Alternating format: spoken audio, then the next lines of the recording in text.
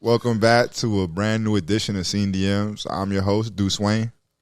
Makar McIntosh here as always. Yes, sir, and we're back for issue number 24. And this one's going to be a good one. Issue 24, the one for the culture. Oh, yeah, hold up, my fault, yeah. Oh, I see you shining until you got a watch on and everything. You know, I have to put this on okay. always. Oh, yeah. You ready to continue? Yeah, my fault. You ready? Okay.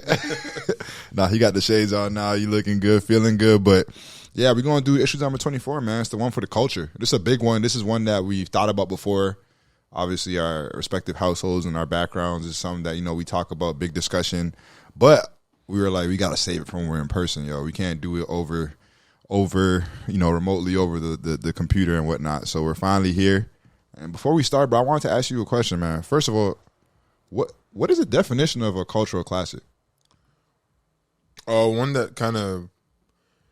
remember that clip you showed me, that reel of like one that you have to go and like black people, like you say it in front of a bunch of black people and they're just like, if you've seen this or if you haven't seen this, you know what I mean? They kind of revoke your black card kind of thing. That's kind of my definition of that, because it's like, you know what I mean? It's one of those movies where it's like almost every black household has seen it. Yeah. And like one in every 3 black people have seen it.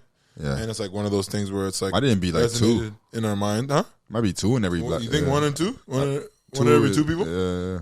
Well, I mean, that's just half of... I think it's half. I think, like, the majority of the stuff we're going to talk about today, I feel like a lot of people have seen. Because, like you said, like, I've been on basketball teams where it's like, yo, bro, you never seen this? Like, you know, like, that one person gets that treatment where it's like, yo, my fault, bro. I didn't know I had to. I run into that problem a lot. Again, like I said in the last episode, I was a sheltered child, so I wasn't allowed to watch a lot of things. I tried to catch up when I got older.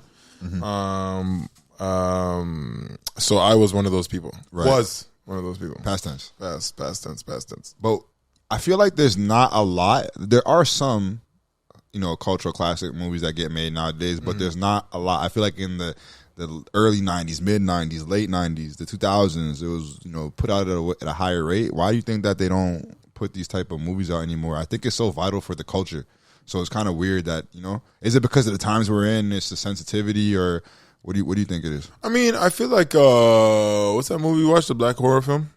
The Blackening? Blackening was, I mean, it can be in the future be a cultural classic. Yeah. I mean, right now I don't think it is, but it can be eventually. But I don't know. I think it's the environment we're in, the climate of the world. I mean, I don't feel like is. I don't know. It just didn't hit the same. You know what I mean? 90s movies. Because back then, those movies were depicting what was happening in neighborhoods, right? Yeah. So it was kind of like we watched something about earlier before the pod about the rapping and how LL Cool J was talking about how he was just representing where he's coming from in his neighborhood. And I feel like these movies were doing the same thing. It was like giving you an inside, you know, like in the safari. You go to Africa, you get in the safari, you get like a real close visual of animals, nigga, down. Yo, that's OD. This guy trying to get me, bro. This is the second time in a row you trying to get. That's OD. This is the second time in a row. Hear that this man just said we're a bunch of monkeys, huh? Yo, he just said that. I never said that. I promise you, I never said that. Run it back. The man said the African Lion Safari. The man said. No, I was saying when you go to the safari. And you get like a close-up visual of a lion, because you know that's not really an environment that you're a part of. I feel like that's what those movies were, like a vehicle into our communities that a lot of people weren't educated about, because they seen us in this type of light and that type of light. But then it's like when these movies come out, it's like, wow, like we go through the same type of struggles that other people go through, households, like families, et cetera, et cetera. So I feel like that is like one of the reasons why there's not that many movies. But I just also think it's the times, like. I don't know. It's tough. I don't know. It's a very good question, because if you think about it, there's literally no reason, because it's not like times have changed in a way. Exactly. Like it's kind of still the same way. So I don't understand why it hasn't been like, you know what I mean, another movie. Maybe it was like something to hold on to for us. Like, you know what I mean, one of the things to look forward to. And I don't know. I have literally no excuse, because I'm thinking like this times are the same. Right. There's a lot of now black directors. Right. A lot of black actors and actresses. We have an opportunity to do something like that. But I guess when we got to a certain point, we saw it depicted us in a different light as well. It's kind of like the music nowadays, right? Where it's like, yo, this is low vibrational music, like trap, like just for example, like trap music, and they're just like, yo, how many times they're gonna rap about killing each other, selling drugs, all the type of stuff, with like misogyny, and so maybe it's like what you said, it's like you programming in type of way where it's like you keep showing and that, but. Like we always talk about at SceneDMs, it's like we need these type of mediums to show people like, yo, this is authentically what happens. Like we don't want to sugarcoat anything and everything. I just think that when it dominates in a certain avenue, then it's like too much. It's too extreme. But I mean, when I ask you what a cultural like definition of, I don't even know either. Like, does it have to be an all black cast? Like, we were looking up some of the past movies, and we saw a lot of mafioso type movies, the Scarfaces, the Bronx Tale, Casinos, Goodfellas, and stuff like that. Those were considered. But it's crazy because I guess you remember back in the day. This is like a quick little history lesson. But I know that a lot of people when they saw the original, not the original Scarface, but the remake with Al Pacino. Like a lot of people were like, they saw themselves like that. Like, I want to embody that character, right? Yeah. Exactly. To the point where even, that's Tony like, Montana. Yeah. And there's different, you got Scarface from the, like, not Scarface from the Woo. There's actually Scarface, rapper named Scarface. But the fact that is so prominent in the culture, do you think it was like, like a lot of people saw that and was like, I embody myself as like, we move like the mob now? Because you always see that in music, like where it's like they want to move like the mafia. So Nigerian I think mafia, right? I don't know. I think that maybe with I don't know. Maybe the lifestyle that they have, like the cars, the money, the women and things like that. They want to emulate the same kind of stuff. So they're like, oh, let's that's resonate. Like, it really resonates with us because we want to be like that. Like maybe that's why. But it's crazy because when you look up gangster films, it's like those films first. Yeah, you know what I mean. Like you just talked about. It's not like the ones that you would think about. Exactly. Like so it's so interesting to see because I don't know. I think that we definitely do hold those mafia movies in a crazy highlight. Yeah. But I never really did the research on psychology. Why psychology behind it and why it's such a predominant thing in the community to like really go after those mafia kind of movies, those characters, and try to have those names be behind us and things like that. It's kind of not weird, but in a way like interesting. Yeah, it's very interesting. That's why I asked it. But before we get into the act one and the rest of the episode, I wanted to ask you real quick, as a kid, what was your first, I guess, memory of a cultural classic? Like for me, I would have to say it was Hardball. Like that was the first as a kid like that I watched start to finish over and over, and I'm like, wow, like this is insane. Probably the top 5, probably the first or the only kid's death in a movie that like has you boo-hoo crying, bro. Like came out of nowhere. But there's a lot of stuff that happens in that movie. Keanu Reeves is in it. We're a big Keanu fans over here. Michael B. Jordan. We talked about him in the previous episode, just about being a childhood star and like look where he's come from, and now where he's at in his acting career. But I think it's an incredible movie. But that was one of the first movies that I remember, like even just playing with Trizzy on St. David's and AAU, just watching that movie on the bus, and even talking about like the scene with the I love it when you call me Big Papa, and he he had to have the music so he could feel comfortable, so he could pitch, and just the camaraderie and like just how it's all portrayed. It was a real heartwarming movie and film that I personally, if I had to think about the first cultural film I ever watched, like and remember specifically the themes, understood it, the characters, the cast, all that, like in its entirety, it would be Hardball for me. Interesting. Also very interesting that you had to name drop St. David's. That was so unnecessary, but I guess you just wanted to. We were the best OBA team ever assembled. Remember when I talked about you taking steroids? Yo, that's gonna, like, people will believe you. You gotta stop saying that, bro. Like, I want them to because it's true. I don't know why it's a joke to you. Oh, don't make me call your mom, huh? Call us for don't make me call moms. You could call. Wait, what are you trying to say? Wait, first of all, in high school, you goaltended every shot. Were you or were you not on steroids? I was not. I was moving like Wilt Chamberlain, bro. I was not on steroids. The ball every time, bro. It's not my fault, bro. All right. I grew. That's all I have to say. All right. You were windmilling through the legs. Hey, say it again, bro. Because nowadays when I play on teams, bad they were like, "Yo, lay up lines, get up." I'd be like, "Bro, yeah, because you barely be getting off the floor now." Achilles, bro. I feel you. My Achilles. Show this guy. But I think that one of the movies that kind of stood out to me, well, it was kind of a toss up because there's two of them. It's kind of interesting too because they're two completely different movies. It's crazy that whenever I ask you a question for one thing, you give me two different answers every time. Never fails. But go ahead. Go ahead, bro. This guy's funny, guys. He's a funny guy. Go ahead. Anyways, you're gonna cheese me today. The first movie I'll say is Love and Basketball. Tough. Yeah. Obviously, given the fact of it, but also I would say Set It Off. But Set It Off had like a different. That's why it's like that's hard to pick because it's like it's different. Like for me personally, it was Love and Basketball, but for like my family, when the first time I watched it with the family and how everybody reacted and like that kind of stuff, it was Set It Off and like just like Queen Latifah, Jada, her as Cleo was Fox, crazy. and everybody. You know what I mean? So I don't know. Those are my two. Obviously, I can't pick one, but those are my two that I would say. No, that's big time, bro. But before we get into the episode, we're gonna take a quick time out and we'll be back with SceneDMs right here. Yo, Dwayne, where'd you get that sweater? You mean this sweater right here? Yeah. The SceneDM sweater. Yeah. Yeah, SceneDMs podcast, man. They got some stuff coming out. If I were you, I'd stay hip to it. Oh, crazy. Man, where'd you get that sweater? Oh, I also got it from SceneDMs. What you talking about, Makai? I ain't never seen that before. What are you talking about? It says SceneDMs.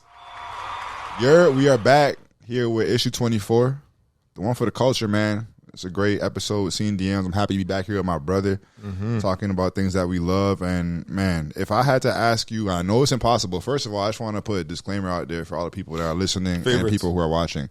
This is our favorites. Do you want to give that beautiful definition you gave in the first season about what? Yes, because people are going to come for our head talking about, yo, how'd you not pick this movie? Yo, you didn't say that movie. You didn't say that movie. First of all, we only have so much time that we can sit here and talk. My guy Merv is a busy guy. You see the watch shining. You see the shades glistening. You know what I'm saying? He's a superstar, so he has somewhere to be after this. Mayweather time, baby. You know, I had to schedule him in, book him in. So we don't got that much time, so we can only hit so many movies in one sitting. So, yo, don't come for us and be like, yo, like, why? How could you not say that? Again, this is personal favorites. Favorites, remember, favorite is my personal favorite. If I say a top 5 of my personal favorite, that means my personal favorite.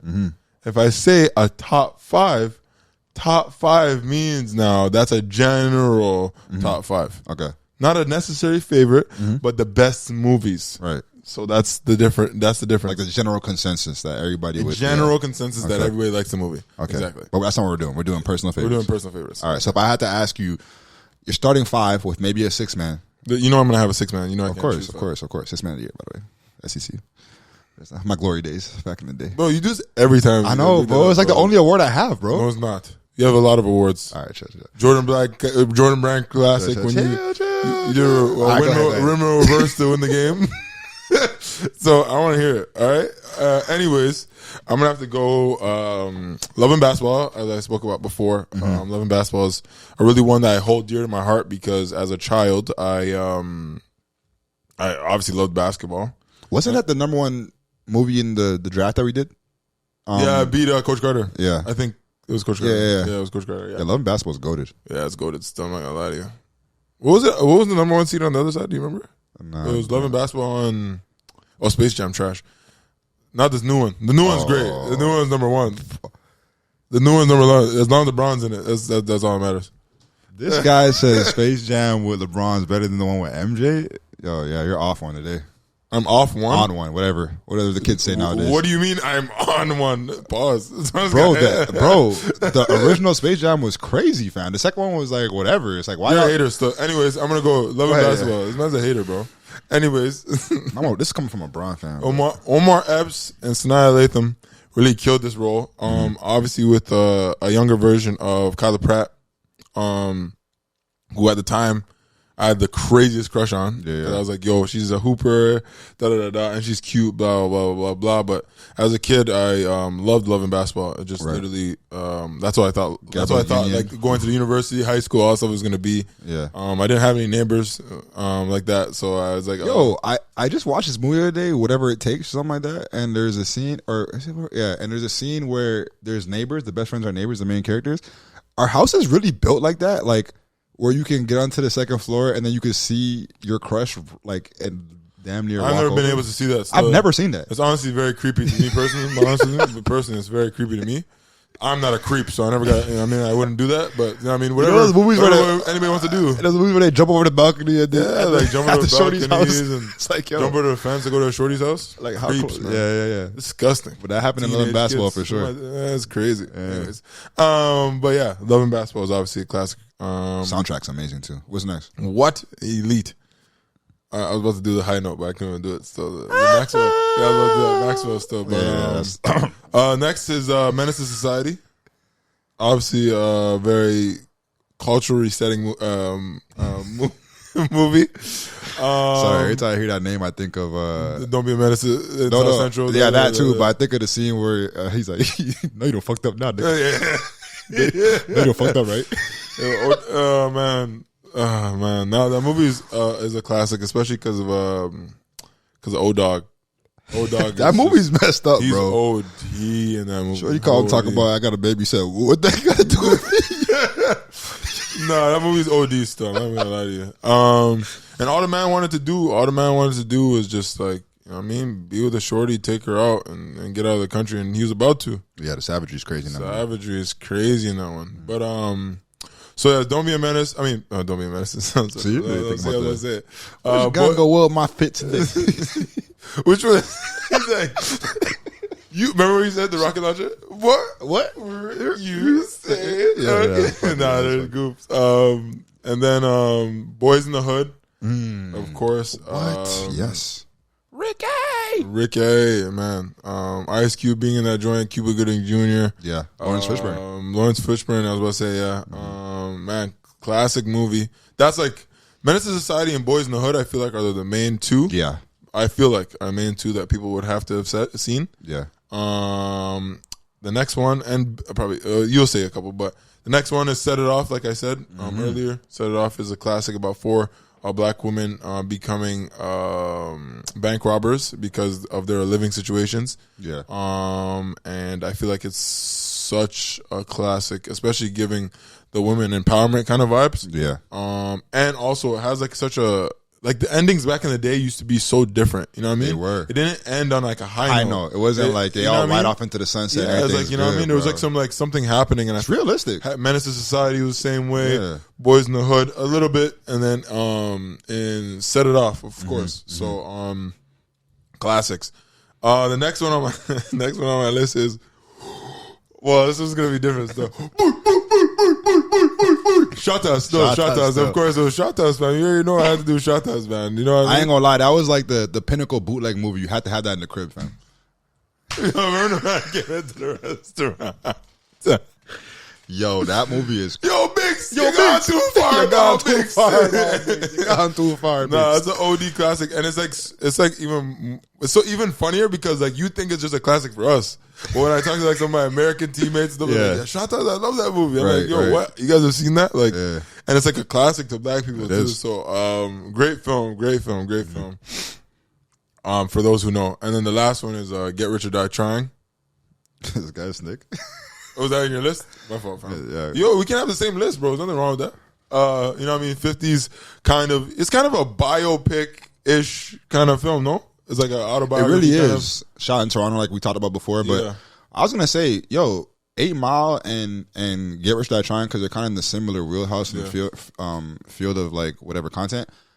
Is that the first time that somebody, like, because 50 was still in the midst of his career? You know what I mean? So usually when you have these biopics, it's like it's at the end. It's like, the person is 60, 50 years old, 40 years old, and it's like we're taking a look back. Bro, this guy was still making bank. Like, he was still in the prime of his career. I think that's the smartest time to do it, though. Because I feel like you kind of catapult yourself to immortality. I feel like, you know what I mean? When you're like doing it while you're still like in music, because it's like it changes the outcome of everything. Of course, he had the soundtrack to go with it. Exactly, and I whoop your head, boy. Oh my god, Window shopper, all that, crazy. Like to Bangers, to make songs that go with the movie is crazy. Like I don't know, we talk about this all the time about openings for movies, but I mean, them about to go rob the whatever, and I whoop your head, boy playing. Like, bro, I was in the theater, like, yo, what's going on right now? The man's OD for that still. I just really appreciate both that and also 8 Mile. 8 Mile's not on my list because I don't know if it is technically A lot of people technically, and that's what we were saying. What's the definition? Because like I mean, it's obviously a white man lead, right? But it is like I don't know, man. It's an interesting one. It's a very interesting one. But essentially, like you said, it's interesting to see the fact that they did this in the middle of their career when they're still doing the things that they're doing, right? And I really do believe that it's better to do it that way than when it fizzles out, because now everybody's gonna go watch a movie because they're like, yo, I love 50, I love him. Yeah. They're gonna go watch it now. But like if you do it like if 50 made like a movie now about his life, everybody's like, yeah, they still love 50, but I'm not gonna be rushing to the theater to go watch the movie. Right. I guess I'll watch it when I watch it. And the thing about that is, after 50 Cent did that, it's like he never looked back when it came to films. Obviously, we know him now, a big executive producer. I think Expendables 4 came out this weekend, so it's like he's still making movies, he's still doing stuff. Power is crazy. DMF, right? These man's crazy. But that rounds off my list. 6 movies I consider classics, and that's very tough. I got Juice for my number one. 1992. Directed by Ernest Dickerson. It stars Omar Epps. And I was about to say, when you're talking about some of the cast members, whether it's Omar Epps, Mekhi Phifer, and 8 Mile, or whatever the case may be, is like some of these guys were in a lot of, like, even Lawrence Tate, who's in Menace to Society. Like, these guys were in other classics. Like, they weren't just in one cultural classic. I feel like at that time they were like, look, I'm about to do as much as I can in this genre and in this space and make it what I can make it. But I thought that was a great movie. It has Tupac, as we know, Khalil Cain, Jermaine, Huggy Hopkins, Samuel Jackson, that's Queen Latifah. Like, it's a stack movie, and it's obviously about the harrowing friendship, about power. And the power is basically in the gun. That's a symbolizing the power. And it's like, once Tupac had it, he didn't know how to use it. And he got money or greed hungry with the power. And it kind of just broke them up. But I just think that, Juice is a really good movie because it really shows the friendships and how, like, power can really get in between the inner workings of people who were once really close. And, people get hungry for respect. And sometimes, that hunger for respect can take things a little too far. Yep. And that scene that we had, I think SceneDMs, we posted it the other day, but that scene at the locker, man. And then when they get to the elevator and Q's like, yo, you gonna shoot me in the elevator? He said, yeah. He's like, really, you're gonna shoot me in the elevator? He said, yeah. I'm like, what do you mean? And next on the list is The Wood, 1995. That's a cultural icon. It's up there, man. Listen, I don't really like a lot of movies that are narrated or that go back in time chronologically throughout the movie, but they did it so well, bro. It's like they had the wedding set up, and it's like now we're looking back at his life and figuring out how these friends even got to this point. But Taye Diggs is in it, who's in a lot of cultural classes, whether it's like The Best Man, like Holiday, all those kind of movies. Lisa Ray, Batty, Sean Nelson, Sanaa Lathan, who you mentioned in Love and Basketball, Omar Epps again. It was a great movie, man. The wedding's like a perfect time for reflection. So I feel like, you couldn't pick a better movie to have done that. 3 friends, they basically just bond and they go through whatever so they can help their boy get to the end of marriage. And it's basically a coming of age tale of the first time you meet your friends, the first time you thought your life was in danger. Remember when they got pulled over and what's his name, the Bloods and all that, and that was funny. The first time you had sex, like when they lose their virginity, like the innocence in that. The first time you realize you're in love. I mean, it's crazy. It's like a movie of firsts, and I like that. A lot of flashbacks, and it was a crazy movie. Paid in Full, man, 2002. Ooh-wee. Banger. Paid in Full, man. Paid in Full.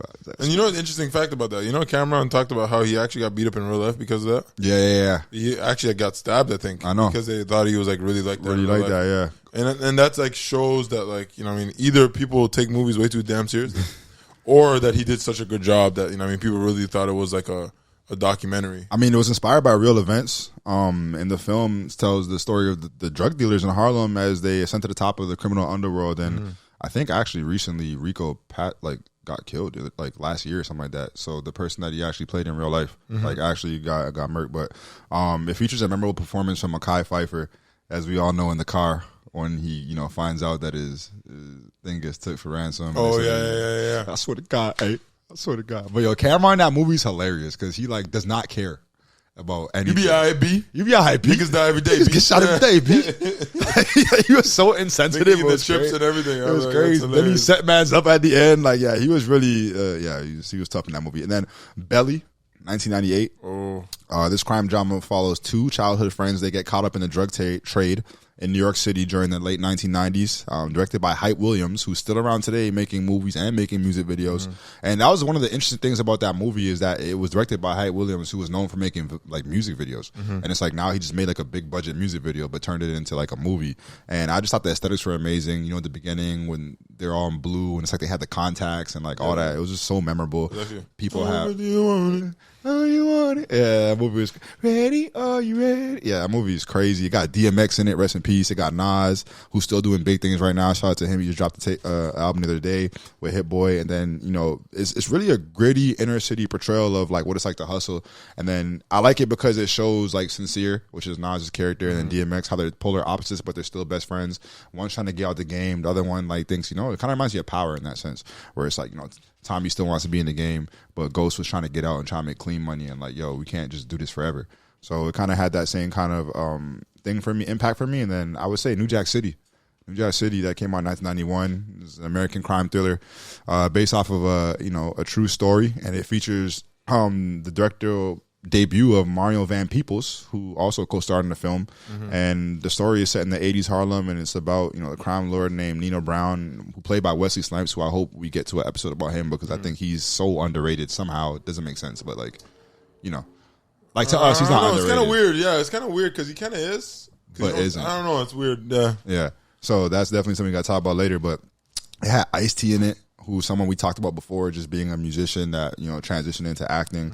And yeah, man, it was highly influential, and it showed the drug trade, and, you know, he's feared by most, and the whole Carter projects and everything that it, you know, shed light on was dope. And then my last one would be The Next Friday, and this is my hot take, bro.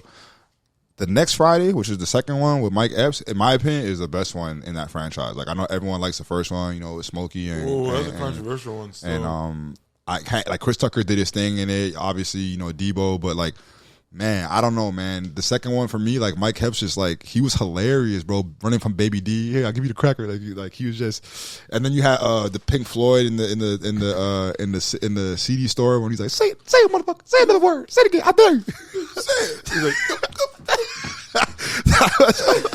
bro, he said, hey man, you driving this a little too fast. You taking these corners a little too fast. And then you drop my yak. And then the neighbors, the Mexican neighbors was like, get the green or get in between the Chico, and he had the BD. Yeah, that was hilarious. He's like, hiding in the 50s. To the titties. That movie was hilarious, bro. But that kind of rounds up my 6 movies right there, man. That's a great 6, though. I think I don't know if it's controversial. We encompassed a lot of them, bro. If we receive some hate, then I don't know what else to tell you. There's a lot that we did miss. I'm not gonna lie. Yeah. But at the same time, bro, you pick them yourself. You know, make your own podcast, man. I don't know what to tell you. All right, with that being said, bro, we're about to take a break. We'll be right back with some more SceneDMs. I know we joke around a lot in SceneDMs podcast, but these sweaters are really serious. We're really serious about these sweaters. They're really good sweaters. They look great. Yeah, if you want to get connected, man, stay plugged in with the merch. We got it coming. We got hoodies, T-shirts, sweats, all that. So stay tuned. Deuce Wayne and Mikhail here. So check it out. We are back. Issue 24, the one for the culture, SceneDMs. So great to be back here with my bro, Merv. And, man, just getting into it, we already just talked about some of our favorite movies when it comes to the cultural classics. But if I had to tell you or ask you, or if you had to tell somebody yourself, if anyone has never, ever seen these movies before and you're like, yo, this is one of the best characters, one of the most memorable characters from these cultural classics, who would you kind of like think about or suggest? Oof. Because, like, for me, like, off the bat, I'm going Above the Rim, which is a movie we didn't mention. But I love Birdie, man. Birdie is an all-time favorite character for me. The movie came out in 1994, and Tupac did his thing. Another controversial hot take that I have, and I actually posted this poll up the other day. Do you think that Tupac would have been a better musician or a better actor? I saw that. You think it's obvious? Yeah. Yeah, I don't know, bro. I think he had a lot of potential as an actor. Like he had potential, but potential is only as good as you. I mean, that's what the whole thing about potential. It's only as good as you work. Right. And it's not like, I'm not gonna say that he was gonna move like Will Smith. The man was not gonna move like Will. Yeah. And he wasn't gonna have the range. Respectfully, you don't think so? No. When he shot Above the Ring, man, he was really outside in Harlem. That's the crazy thing. Like he was. Remember we talked about Cameron in that situation, bro. Tupac was really like chilling with the Madden and Cruz and like all that stuff. And I think that's what added to like the realism of the movie. But one of my favorite parts of the movie is that graveyard scene where he's like telling Big Bro, like, bro, this ain't the same little nutso. Like, I'm Big Man now. Like, what you talking about, bro? But it's so iconic, man. The scenes with him in the big cigar, walking into the gym. Even just foreshadowing what happens now in life, where it's like, yo, people really be betting on games and like putting together these little summer teams together and like, yo, I'll pay you this much money so you could. So it really kind of gave an introspective look into how college basketball even did some stuff, some grimy stuff, because you had, you know, people recruiting Cal and it was like, yo, I'll give you this if you want to come here. Then Birdie's like, yo, if you go to this school, I'll do this for you, and if you play for me, I'll do that. So cool little movie. I love that. And then probably Denzel as Alonzo in Training Day. Damn. Yeah, 2001. Damn. Got Denzel his first Oscar as Best Actor and his second Oscar overall. Man, personally, are we talking about acting or characters? I'm talking about character. Like his character was just like that was such a like, I don't know, especially because we usually don't see Denzel in that role, so to kind of see him on the dark side. But at the same time, it's like, yeah, my nigga. Like at the same time, he was like, I don't know who else could have played that character. He was so like, he was such a bad guy, but you like were on his side. Like I was tight that he got killed at the end. Like I was tight, even though I know he's a snake. Ain't got shit on me. Yo, they said he improvised that shit. Basketball in Pelican Bay. I know they said he improvised that too. Yo, that movie was insane. And another hot take. This is my third one in the one act, but I think he was low key like looking out for Ethan Hawke's character. Like it was kind of like, I don't think he was setting him up that much. I think he was low-key giving him gems sometimes. Like when he was driving, like, you know, like that tough love. Bro. Are you kidding me? The man laced the man's weed. Fam. He did. But then it gave him. But then it gave him what? What did it give him? But then told him no, not the drugs. I'm talking about when he made him smoke PCP. Now I'm talking about like. But then after that, he said some real profound stuff. I don't know. I forgot. But it's like I feel like he was really giving some gems. This man's Denzel. This man wants to be Alonzo so bad. Holy. Or what about Eddie Murphy in Boomerang 1992? Plays the main character, Marcus Graham, a successful advertising executive. No, I'm thinking about what the clip I told you about with Pops. Oh yeah, Pops. When his man's like, "You can't be pussy whipped. You gotta switch it. You gotta whip that pussy." Yo, Pops in that movie is hilarious, bro. And bang, bang, bang, bang, bang. Nah, rest in peace to Witherspoon, man. Rest in peace to Pops, bro. John, man. Yo, miss you, bro. That was OD stuff, but and he had Martin in that movie and Alan Greer, so it's like, yo, it was really, and like I told you before, they were like ad-libbing, bro. They didn't even have the script together properly, so yeah. But Eddie Murphy in that life, oh yeah, Robin Givens and Halle Berry, it was just a crazy movie. I have like a couple more. Bro. Yeah, let me go first. Oh, go ahead. Trying to take out my. But I'm low key salty about the Garrett Shaddai trying thing. That's why.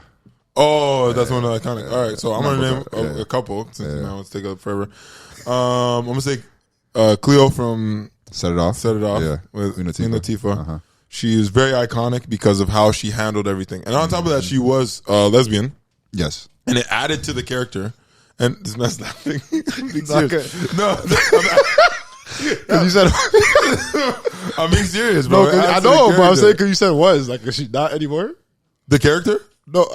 We're talking about the character. Obviously, you goofball. This man's talking about that. Actually, that's what we're talking about. The whole point is the character. Are we not talking about the character? This guy's an idiot. I thought you knew Queen Latifah personally. No.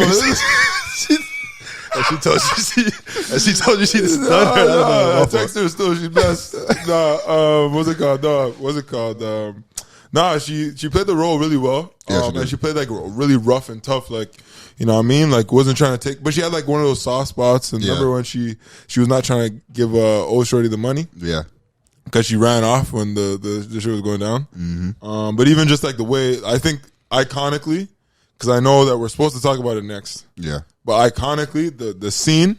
Yeah. The scene where she gets out of the car. Yeah. After the car breaks down is a very iconic. And the music going with it. Yeah. Iconic scene. Chef's Kiss. That joint. Yeah, fire. But the second character I would say is probably Jesus Shuttlesworth. Oh, he got game. Yeah. From He Got Game. Everybody knows Jesus Shuttlesworth. There's nothing about that one. Everybody knows Jesus Shuttlesworth, and everybody knows what's going on with that one. So I think that not only the character, but the name alone. Yeah, it's one of the best movies. Best names in movies. Yeah, ever. exactly. And he like I don't know, but the name stuck with to the point where it stuck with Rayon for the rest of his life. Yeah. The man still called him Jesus Shuttlesworth. Didn't that one year with the NBA when they had the nicknames on the back of the he jersey, he put Jesus Shuttlesworth? Yeah.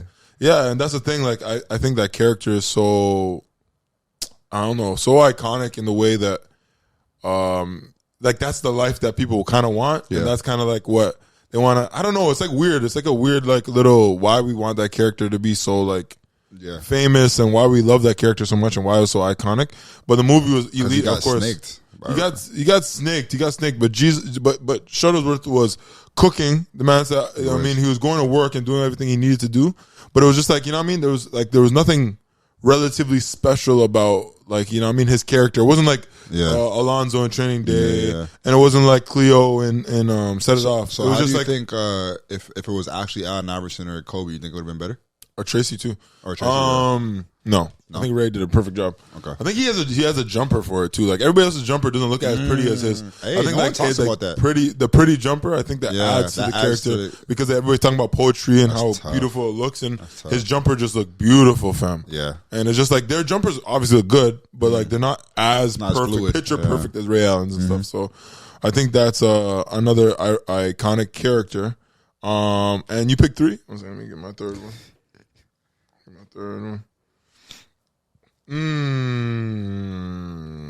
What you got? Actually, I'm gonna let you go, Stone. I mean, I got Ice Cube as Doughboy. I think that's an iconic character. Yep. One of the best quotes ever. Man said they either don't know, don't show, or don't care about what's going on in the hood. Like I feel like that was a crazy thing to say.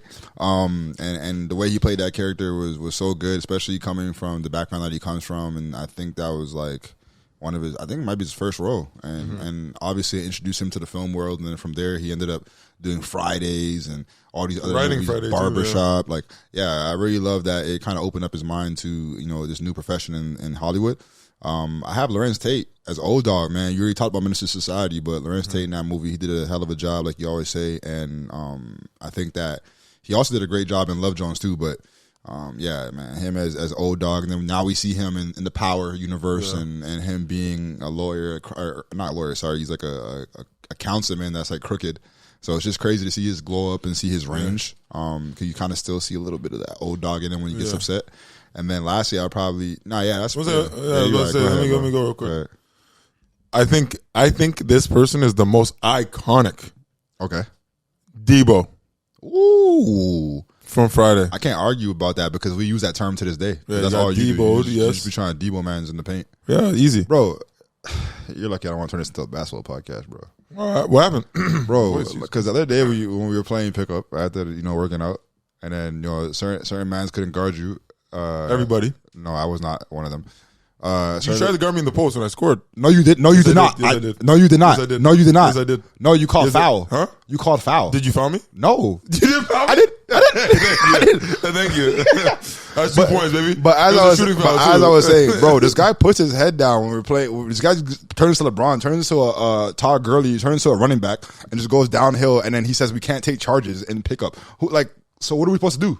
Play defense. Be a man. Get in the weight room. Anyway, so he just wants to Debo mans all the time. So I agree with you. Debo is a term that we use to this day. Debo Samuel's on the 49ers too. Like, I just think Debo is such an iconic name and character. Is. And everybody, you know what I mean? Like you said, they put the jaws they put the dun and with it as well. So I think that adds to the iconic. Yo, Debo has so many meanings too. That's what I'm saying, bro. When man gets robbed, like, yo, you got Debo fast. And anytime he played, like, bro, remember when he was in Dark Knight? Yeah. And I was like, what's Debo doing it? Debo doing in this movie? Yeah, Bruce Wayne about to whoop his ass. So I was like, what? How the hell you get to Gotham? They must have arrested that nigga. So I was like, yo, like, no matter what, like, I promise you, like, you can go to a lot of people out there and, like, they'll know who Debo is. They know of a Debo, so Debo. There's a Debo everywhere. Yeah, exactly. I think my next one would probably be SceneDMs. You know what that is? Yes. White Man Can't Jump. Yeah, White Man Can't Jump. Yeah. I think that's another iconic character as well. Yeah, it is. Do you think so? Or you agree? Or I think it is, bro. Just especially from a cultural standpoint. We're gonna talk about culture, like with the snapbacks and then having the compressions under, like even everything he wore. I think is some stuff that comes back today. I think Amanda made a point about how like what's old is never really old because it always comes back in. And I feel like his whole swag to the point where they remade the movie. But yeah, that's a very great character because he was so manipulative. Like you didn't know who he was trying to finesse, but you know he was finessing. Exactly, it's crazy. No, I think and I think that might be my my last one. I'm trying to just look at my notes here, but I think that might be my last one. Bet. Well, before we get into Act 3, One more. Damn, I should have added this to my list. We're going back to Act 1 real quick. I'm making this my 7th movie. Wow. The movie is Life. Oh yes, man. Now, why didn't I think about that before? You gonna finish your cornbread? Yeah. Oh my god. Jangling.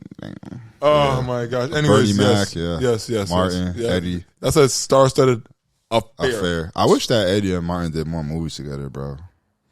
So I would say Rayford Gibson and Claude Banks are some of the most iconic. Yeah, that was characters. a funny movie. Yeah, I feel like those are very iconic. So those are my last ones to round out the iconic characters. All right, bet, man. Before we get to Act 3, let's just take one more quick break. Don't be back. Nah. Oops. before we take another break, bro, what am I trying to say, bro? Before we take a quick break, there it is.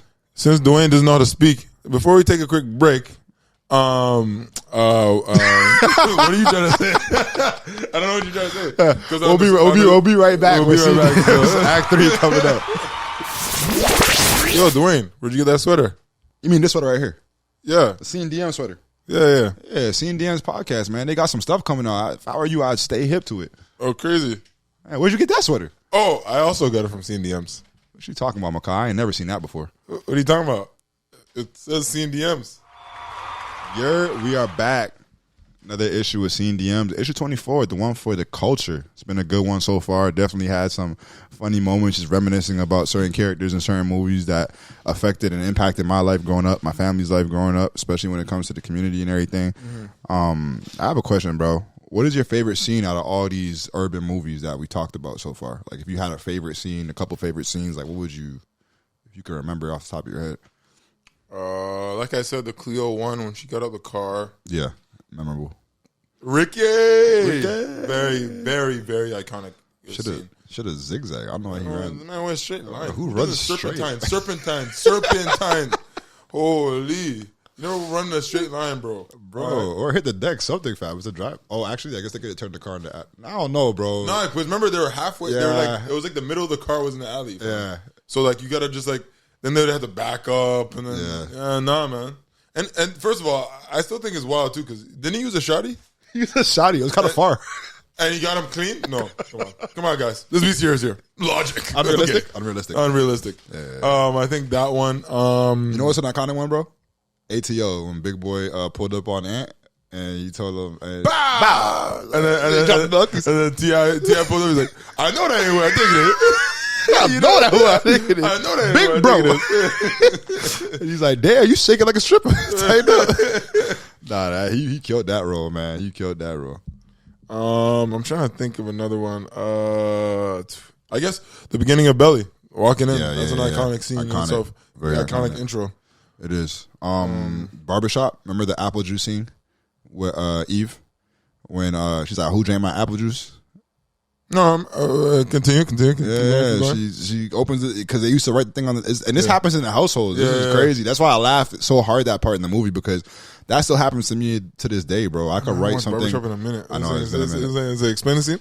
It's when she goes to the back. Terry goes to the back and she opens the fridge and she gets the apple juice. There's only a little bit left. She's like, "Yo, who drank my apple juice, bro?" She gets tight, like actually tight, bro. Because it's like Ice Cube has to calm her down and they got to figure out who did it. And then Michael Eli and that character and like their little love thing that they had going on. But definitely a funny scene because, like I said, how many times do you get some food, you bring it to the crib, you're like, "I'm gonna have this tomorrow for lunch for sure, bro." Like. The next day you look and it's gone, fam. Like, gone. And it's your family that does it. Yo, be the one. I remember that when I was younger too, and I couldn't do nothing about it. Of course, all the brothers you have, I'm sure that happened all the time. Couldn't do nothing about it, bro.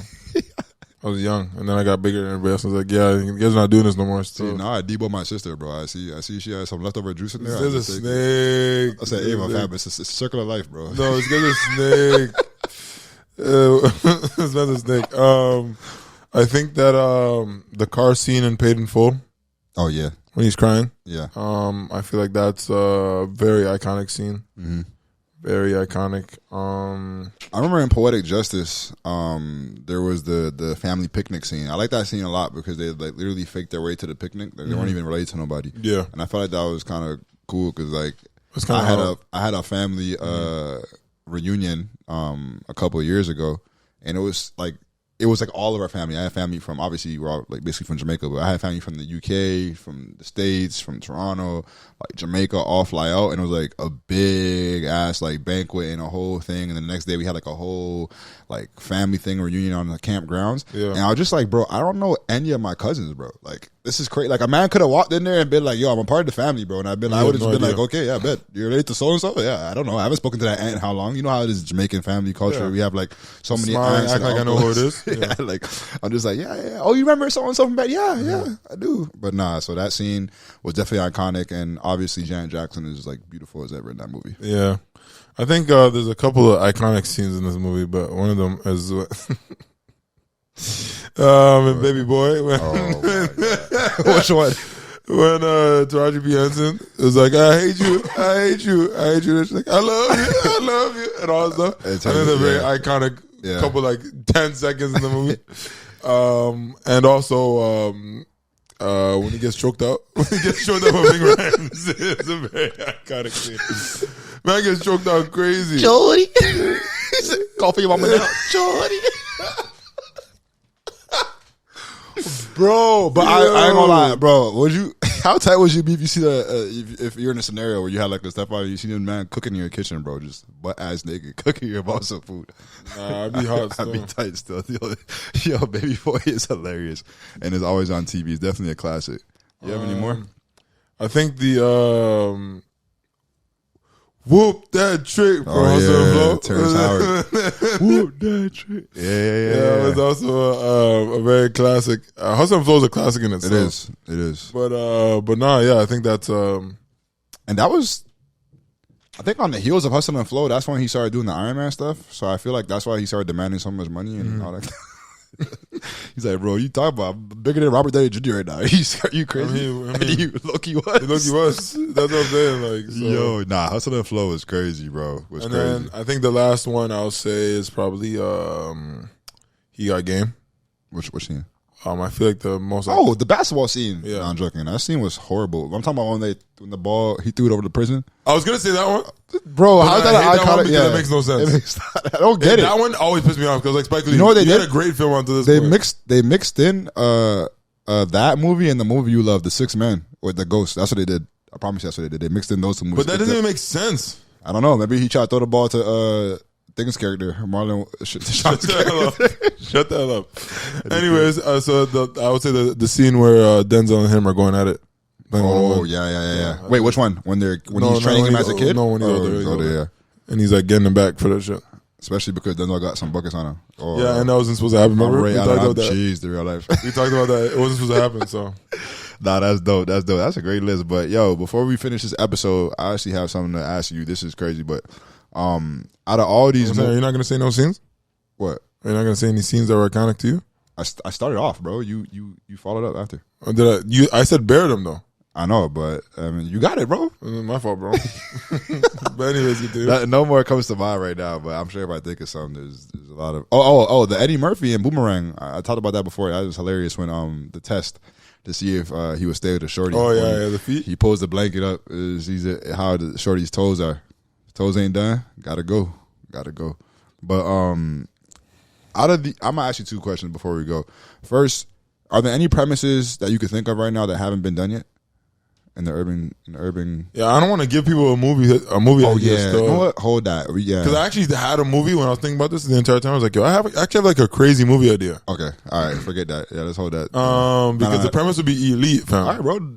Say no more. I want to say it, no, but say no more. But I think not this. This is not my movie one, but I think one of the ones they haven't done was I feel like when they actually go to college, like actually go to college and like experience actual college. Like I feel like Love and Basketball. What about and they kind of just like skim through it with why am I blanking? You're talking about the one Omar Higher Society, yeah. Higher learning. Is that not an example of that with Busta Rhymes in them?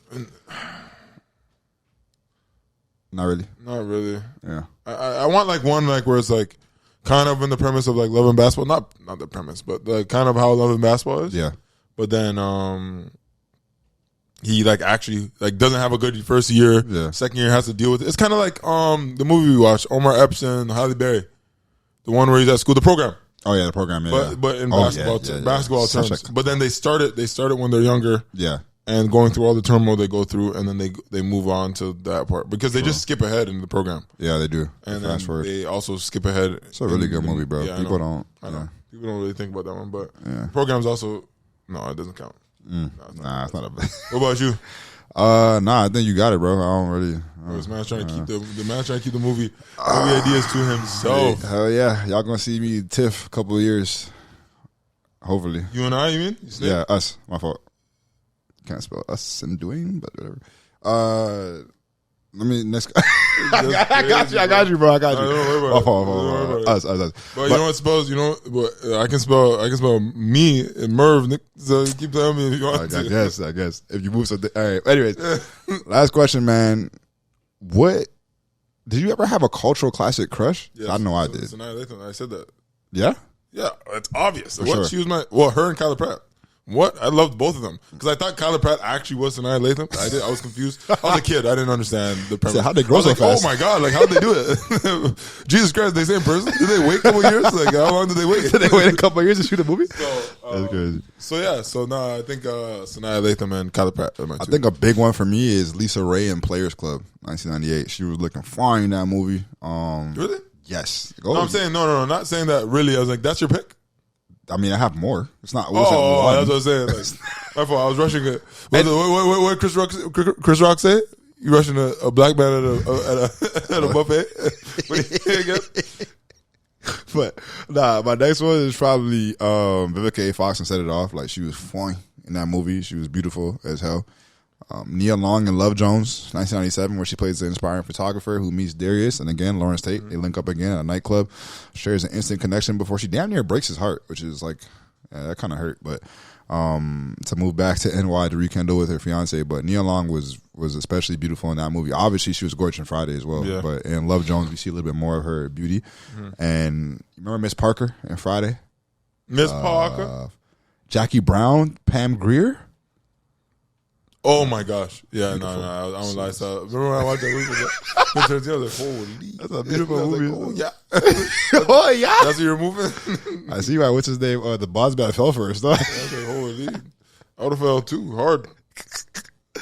Nah, and then, Halle Berry in Boomerang is undeniably beautiful, only because that was like the peak of natural beauty. You know what I mean? Like she wasn't cake face. She didn't have no BBL. She didn't have no like extensions and all this stuff. Not saying anything's wrong with that now. I'm just saying like she really defined. Sounds like you're saying there is. No. I never moved the needle, everybody. I never moved the needle. I stay where I'm at. Beautiful, no matter what they choose to do to their bodies. Me personally, I wouldn't say something like that. This guy's trying to be a solo podcaster. That's what you're trying to do. You're trying to get me to get canceled. Hey man, not me, bro. This is wild, bro. Anyways, like I was saying, Halle Berry just kind of like showed what it's like to be like yourself and just be beautiful as who you are from the inside out. Her character. Granted, Halle Berry is naturally beautiful, so it's unfair for you to kind of do that. But you know what I mean? Yeah, I guess it works. Do you have any else that you could think of outside of the one that you said? A little bit of Jada, a little bit in Set It Off, a little bit, but not really. When she dressed up in that dress, I was like, okay, but okay, I guess not. I guess not. It's whatever. And Rosario Dawson and he got game, even though she's a snake. Yeah, but I was like, yeah, she's blessing that one still. Snake. Oh no! And then what's the wife in Training Day? His wife. Eva Mendes? It's Eva, right? I mean, she's dumb as hell. We talk about her all the time. It's unfair not to bring her up, I guess. Got lost in the sauce. This guy got lost. Nah, I can't think of any more. Those are the ones that really I would watch those movies and be like, wow, this is baddie right here. Especially Players Club. I knew I was not supposed to be watching that when I was watching it. And I used to tune in just for Lisa Ray every single time. Nah, I can't even think of any stuff. I'm not gonna lie to you. Yeah, that's great work though. We're now moving on to the Let Me Put You On segment part of the show where we recommend one TV show, one movie that we think is worth you guys tapping into. And like I tell you guys all the time, we will never lead you astray. So Murph, when it comes to the urban classics or the cultural classics, what are you suggesting for the people out there when it comes to a movie and TV show? I'm gonna suggest Life. Okay. For the movie. Yeah. I think that it's I forgot about it, which is actually kind of Snake. Wow. And Eddie Murphy and Martin are crazy good in that movie. What? TV shows, I would say like The Wire and stuff, but I don't want to be like too typical. Yeah, like, you know what I mean. The Wire is one of them though. It is. That's what I'm saying. Like top five best shows. Top five. What you got? You got like Sopranos, Breaking Bad, Sons of Anarchy, Blacklist. Naming off literally his own. You're literally naming off your own. Oh, my bad. Personal top five. My fault. There it is. Then The Wire. Yeah, Friends. TV's gonna be hard still. I'm not gonna lie to you, man. Not even gonna lie to you, brother. I'll probably say The Wire still. You know what's crazy? You're gonna get mad at my pick, but for a movie, I was gonna pick Shatas, but you did talk about it extensively earlier, so now I feel like I have to like pivot. And so I'm gonna go with, you know what I'm gonna go with? This is a personal classic for me, The Wash. That's all I'm gonna go with Snoop Dogg, Eminem, Dr. Dre. Oh shit. That movie was funny as hell. Where they fire Eminem from the car wash and he's like crazy. He's calling them from the crib. But also they have that iconic scene where they're playing music too loud and the cops come to the door. But yeah, Dr. Dre and Snoop Dogg, and that's another movie that like they're in the midst of like making history musically, and then they also do a movie, which is kind of cool. And then TV show, I don't know how you didn't say this, and my fault for stepping onto your corner, but Atlanta. Son of a... Oh, I'm cheese, bro. How did you not say that, bro? Oh, I love that show so much. That's cheese. like we talked about this show forever, fam. Cultural classics, bro. Especially the way it deals with the modern day societal themes. And it's like they sometimes have, satire or parodies of it, but it's hilarious, bro. Like I don't even know where to start to talk about it. Tell somebody. You just gotta start the show, bro. No, that's what I'm saying, bro. It's like doesn't even like I don't know how to explain it. Still, you're right. And you know what's crazy? When people be like, "Yo, what's so good about that show?" I can't even explain. I'm like, "Yo, just watch it." You just gotta watch it, man. And it's like some of the episodes you may not like, so don't like. But then they don't make sense as well. So also, and I don't know. We like that. We like that kind of stuff. Like makes you think and stuff. So that's probably why. But, jeez. Yeah. I mean, that rounds up another great episode of SceneDMs, issue number 24. It's been fun, Murph. We have some great stuff coming up for next week's episode, issue 25. Gonna be a good one, but I always have fun when I'm with you chopping it up, gang. So it's been, I always been really sliding good, on this couch. God damn. My fault, bro. Oh, you good? My fault, bro. I didn't mean to interrupt you. My fault. Nah, you're good. Are you done? Are you done? Nah, but you know what? You wrap it up. Pause. No, you got it, bro. All right. Like I was saying, we have another good episode coming next week. And like always, we have fun. If you guys have any suggestions, anything that you want us to talk about, or when it comes to movies, TV shows, and let us know. Hit us up on all our socials. And yeah, make sure you like, subscribe, and comment. Share. Tell a friend to tell a friend, man. SceneDMs, we are out here. And we will be back. Shout out Waterfront Studios. Waterfront Studios for the amazing vibe, as always. Always the vibes. Even there's commercials going on behind us. Those commercials going on with that. We'll allow it. Okay. Oh yeah. Nah, but always looking out, man. Appreciate it. Great setup, great vibes. Yeah. But same time, same place next week, man. Yes, sir. So we'll be here. See y'all. See ya.